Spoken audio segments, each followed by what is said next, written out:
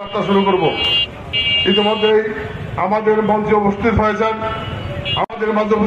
বিএনপির জাতীয় নির্বাহী কমিটির সম্মানিত সাংগঠনিক সচিব সংগঠনের বিভিন্ন পর্যায়ে সম্মানিত ব্যক্তিবৃন্দ।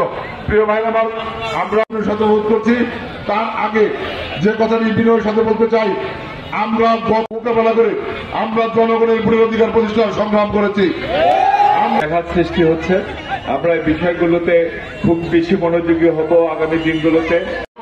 রাষ্ট্র পরিচালনা করবে, আমরা স্বৈরাচার শেখ হাসিনার পতন ঘটাতে সক্ষম, কাজে আমাদের আন্দোলন চলছে।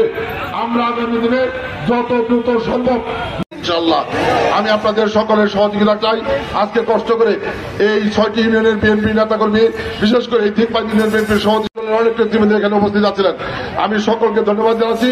এই পর্যায়ে শুভেচ্ছা বক্তব্য রাখছেন আমাদের সংগ্রামী যুগ্ম মহাসচিব। আমাদের বিদেশি কোনো প্রভু নাই, কেউ আমাদের বিদেশি কোনো প্রভুরা আমাদের ক্ষমতায় বসায় না। আমাদের শক্তি হচ্ছে উপরে আল্লাহ, নিচে দেশের জনগণ। ঠিক আছে, এই জনগণের সুখে দুঃখে আমরা জনগণের পাশে থাকব। জনগণের কোনো ক্ষতি যেন আমাদের দিয়ে না হয়, জনগণের কোনো অসুবিধা যেন আমাদের দিয়ে না হয়, এই ব্যাপারে আমরা শহীদ জিয়ার সৈনিকরা সব সময় আমাদের সচেতন থাকতে হবে। দীর্ঘ 16-17 বছর আমি জানি যে আপনাদের উপর অনেক অত্যাচার হয়েছে, আপনারা অনেক নির্যাতিত হয়েছেন, আপনারা রাতে ঘুমাতে পারেননি, আপনাদের বারবার করে জেলখানায় নিয়ে যাওয়া হয়েছে, আপনাদের থানায় নিয়ে যে অত্যাচার করা হয়েছে, আপনাদের না পেলে আপনাদের পরিবারের সাথে দুর্ব্যবহার করা হয়েছে, বড় ভাইকে না পেলে ছোট ভাইকে ধরে নিয়ে যাওয়া হয়েছে, আমাদের কর্মীকে না পেলে তার বাবা মাকে ধরে নিয়ে যাওয়া হয়েছে। অনেক অত্যাচার, এমন অনেক অত্যাচার এদেশে হয়েছে বিগত 15-16টি বছর বিএনপি নেতা কর্মীদের সাথে। আমরা প্রতিহিংসায় মত্ত হয়ে এর প্রতিফলন আমরা আমাদের কর্মকাণ্ডে ঘটাবো না। আমরা কিভাবে তাহলে প্রতিফলন ঘটাবো?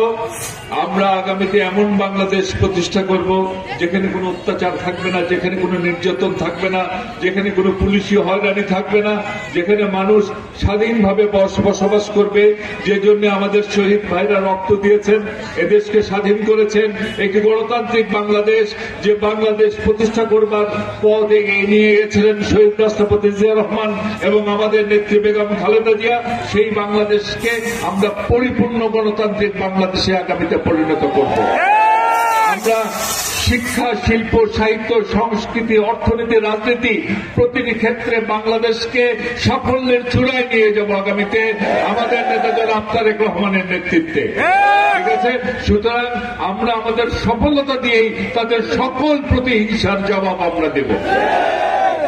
এই কথা বলে আমি আমার বক্তব্য শেষ করছি।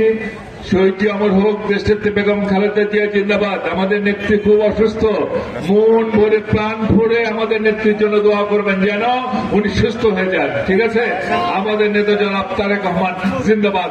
ধন্যবাদ সবাইকে। ঠিক আছে, পথসভায় উপস্থিত